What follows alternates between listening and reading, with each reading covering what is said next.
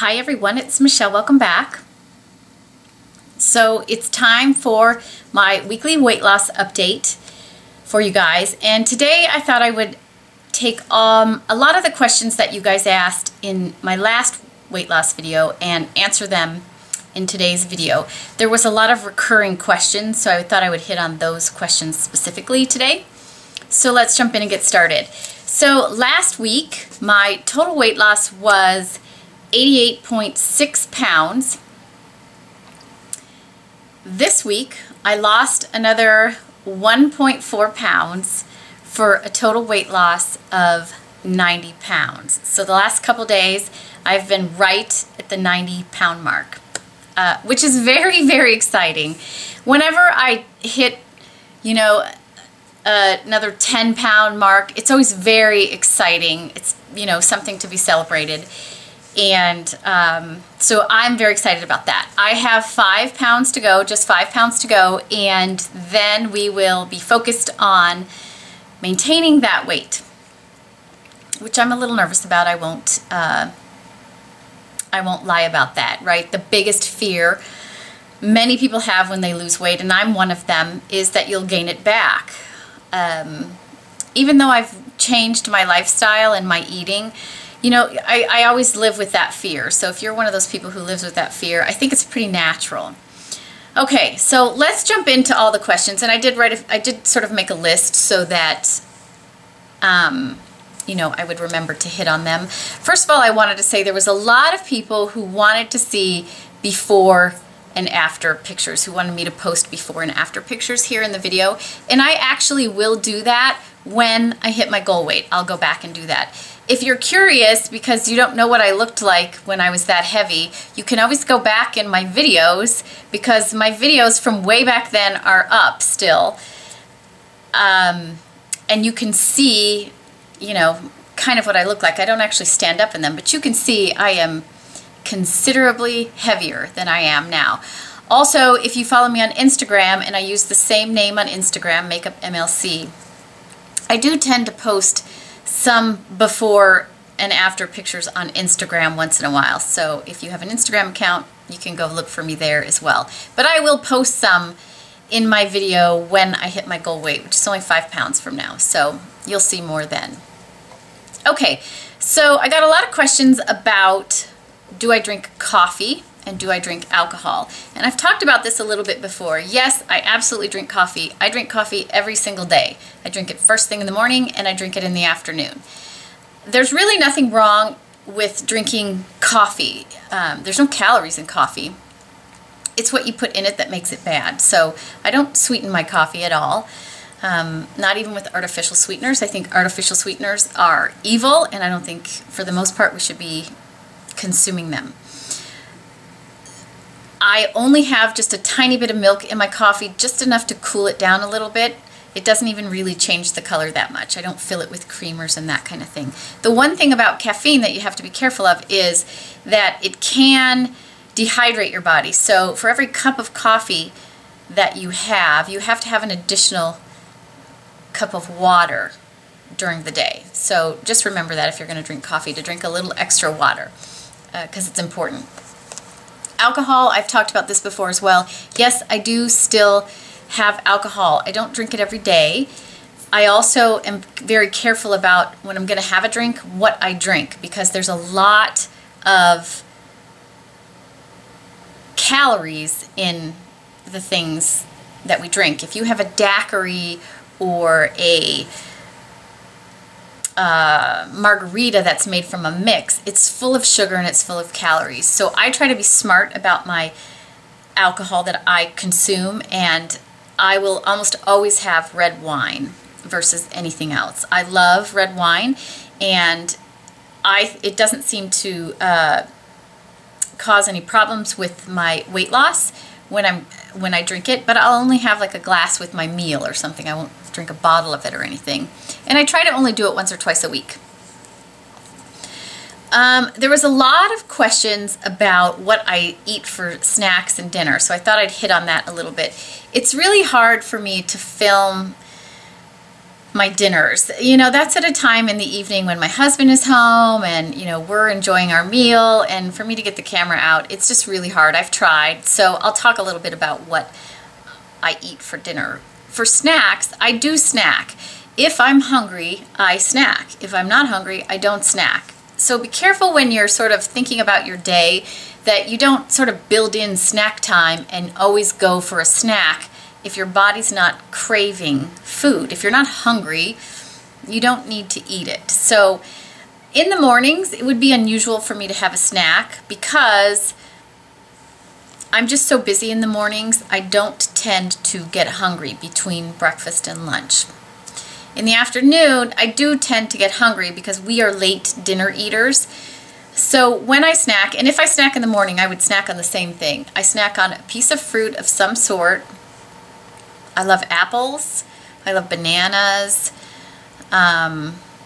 You know, I try to eat seasonal, so at different times of year, you know, in the summer when peaches are really good or pears are really good, I will have those kinds of things as well. And I try to have a little bit of protein with it. So if I'm going to have an apple, I'll have a little bit of peanut butter with it. Now, peanut butter is very calorie dense, so, you know, just a tablespoon with it is all you really need. And I prefer to eat a natural peanut butter. Most peanut butters are full of sugar, so I eat a natural peanut butter which has nothing in it but peanuts and a little bit of sea salt. So I try to keep that a little bit healthier and not have a bunch of sugar in my peanut butter. But that's typically what I snack on. Or I'll have, sometimes for the protein, I'll have a few nuts with my banana or my apple, that kind of thing. Or you could have celery with a little bit of peanut butter. I try to keep it, you know, a fruit or vegetable and a little bit of protein in my snack. I try to avoid sugar, again, at all costs. It just serves to, you know, keep my hunger level very balanced if you don't put sugar in there. For dinner, I tend to eat a piece of lean meat of some sort, chicken, you know, I do eat beef, I've talked about that before, fish, pork. I take some sort of lean meat that I prepare it in many different ways. I mean, you know, there's plenty of diet books out there that talk about, you know, having how to cook lean meats. So I'll have some sort of lean meat and lots of vegetables. So right now, this time of year, I love roasted vegetables. So I pretty much roast everything that I'm, you know, eating, and I'll have a big side of roasted vegetables of some sort, and, you know, a chicken breast, or, you know, a small piece of steak, or, you know, a center cut pork chop, which is very lean. A piece of fish, that kind of thing. That's what I eat for dinner. Occasionally I will have some quinoa with that if I'm extra hungry. But that's pretty much what my dinners consist of. Some sort of lean protein and a whole bunch of vegetables. And again, I don't limit myself on the vegetables. I will say that I did get a lot of questions from people about vegetables. What do I recommend if they don't like vegetables? Well, you have to find vegetables that you like, and my suggestion would be to try all kinds of vegetables and to try cooking them different ways, because they taste differently depending on how you cook them. I love roasted vegetables, so most of the time I'm eating roasted vegetables, especially if it's not hot outside. I will also say to season your vegetables. Use pepper, use a little bit of salt. I tend to sometimes want it to be more savory. I'll use a little chili powder on mine. Garlic is your friend. I chop up garlic and roast it on my vegetables all the time. It adds a lot of flavor to the vegetables. Be careful if you're going to season them that you read the label of your seasonings. A lot of store-bought seasonings will have added sugars and stuff like that, so be careful that, you know, you're not adding sugar to your vegetables. But that's how I make my vegetables. I use a little bit of olive oil and I season them up and roast them, and they're just delicious. So that's really kind of what I eat for dinner. I know it's hard to kind of show you those meals, but I can't wait till it's a little warmer outside because I love grilling my food. It's the best way to cook meat and vegetables, I think. It gives them excellent flavor. It doesn't, you know, it doesn't heat up the house. There's no pan to clean when you're grilling, so I try to grill as much as I can. This time of year, I just can't do it. I do occasionally use a grill pan, but I much prefer to be able to cook my food outside. Okay, I got a lot of questions also about eating out and cheat meals. So let's talk about cheat meals first. First of all, the way I'm eating, there's no such thing as a cheat meal because I allow myself to have whatever it is I want. Nothing for me is off limits, and you have to approach your lifestyle that way, because if you try to tell yourself you can never eat that food again, you're going to constantly crave it. So if I want something, I eat it.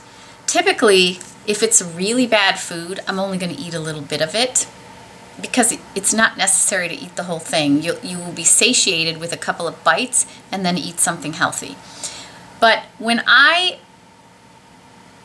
if I'm going to, here's my cheat meals to me are really hard for me, because if I were to go out and just allow myself to eat a meal of whatever I wanted, I would feel physically horrible because I haven't eaten those kinds of foods in any kind of quantity in a very long time. And so if I were to go out, one of my favorite things to eat is either prime rib or filet mignon.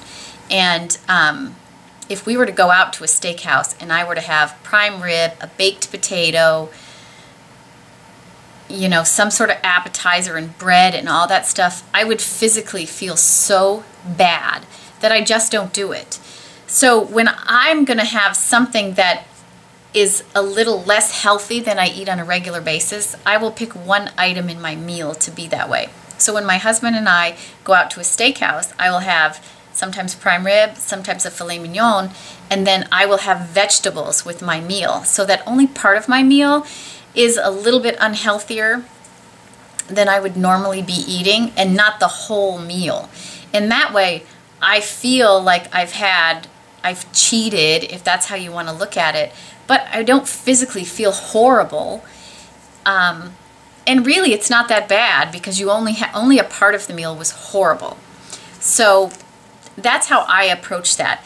And you know, you can choose to do that however you want. I personally feel that when you're sort of on this weight loss journey, the less of that you do, the faster your journey is going to happen. So I don't do that very often, less than once a week. But I do it. If I want it, I'm going to have it. But I'm just so relentless right now about finishing and getting to that goal weight that I just don't do it very often, and I don't have the desire to do it very often. But if you need to do that once a week, you know, just be careful and watch how it affects your weight loss. And if it's slowing things down too much, rethink it. That's my take on it. Now, a lot of people said, what do you do about eating out or eating at someone else's house? And I talked about this a little bit in my first video as well, that if I'm eating out or eating at someone else's house, I just do the best I can with the food choices that are there. I pick the healthiest options, and I don't let myself get all freaked out about it. You can't change your life. You're not going to stop going to parties. You're not going to stop having dinner with friends. You're not going to stop going out to eat. But you can make the best choices you can when you're there, the healthiest choices you can when you're there. And that's what I do. Regardless of where you're eating, there's usually a fairly healthy option on the menu. I typically go for some sort of meat and vegetable. Avoid things with sauces, order the sauce on the side, and don't use much of it because there's lots of, calories in most sauces and that kind of thing. But I will take the healthiest option I can. Now, when you're eating at someone's home, you usually don't have tons of options like in a restaurant where you can choose from a menu, but you can look at what's being served and pick the healthiest things to have the biggest serving of, and then have small helpings of the things that aren't so healthy. And you'll do just fine. You really, really will. Also, most of my friends and family recognize that I'm on this journey. So when I'm invited to someone's home, they typically think about that. Or when I'm invited, I ask if I could bring something. And then whatever I bring, I make sure is very, very healthy. And so that I know at least that I can have a good sized portion of, and then just have a little bit of the foods that aren't as healthy. We can't stop living our day-to-day lives, right? So you just have to make the best choices you can and not let it throw off your whole week. That's the thing.